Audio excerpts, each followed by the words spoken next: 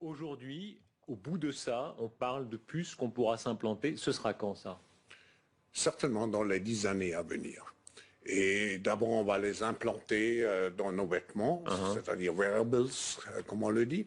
Et après, on pourrait s'imaginer qu'on les implante dans nos cerveaux ou dans nos topos.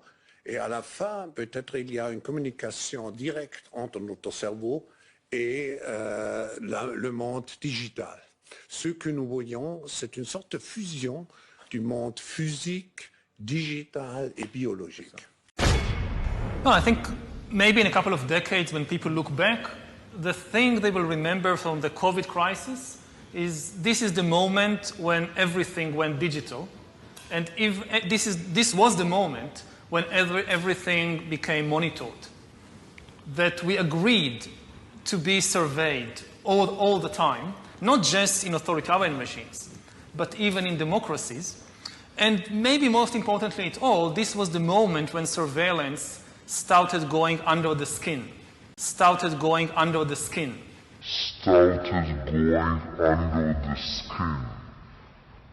Because really we haven't seen anything yet. I think the big process that's happening right now in the world is hacking human beings, the ability to hack humans. When I make a phone call, if I don't have an earpiece, I have to take this flat piece of material and put it against my curved head and hold my arm up in an awkward position. And sooner or later, this light phone gets heavier and heavier. It is not optimum for speech.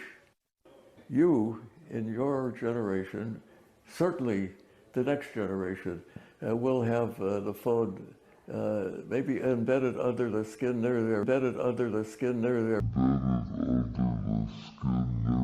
their ear, and they'll get they won't have to have charging, which is a real pain, as you know, because your body is a perfect charger.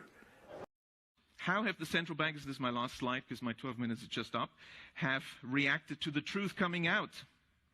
They admit that they've been telling porkies, and now they propose to increase their power.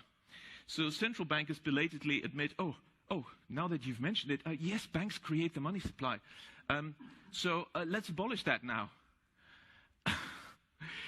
And also, by the way, let's abolish cash.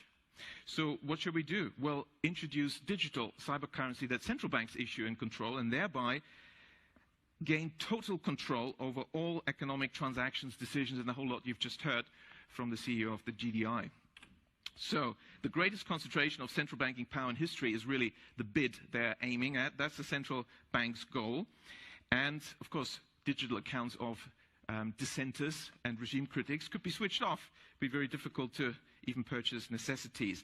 So this is an Orwellian dystopia of total control, the end of any freedoms. That's really what central banks are aiming at. Several central banks have, like the Bank of England, already prepared their microchip implant RFID chip to be implanted under your skin. Microchip implant RFID chip to be implanted under your skin. Microchip implant RFID chip to be implanted under your skin.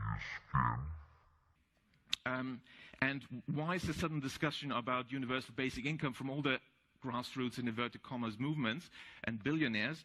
Oh, universal basic income is the bribe for you to accept the microchip.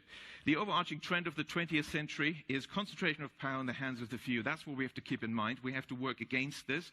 We don't want to have these unaccountable central planners making decisions. We need decentralization, and the solution, therefore, is to maintain public money in the hands of local community banks, decentralize decision-making, give local people the power in the form of local public banks and local not-for-profit community banks. As I walked in, I was delighted to see that the Gottlieb Duttweiler Institute is also about Genossenschaften, cooperatives, and of course, the majority of banks in Germany are cooperative banks, and that's really what we need.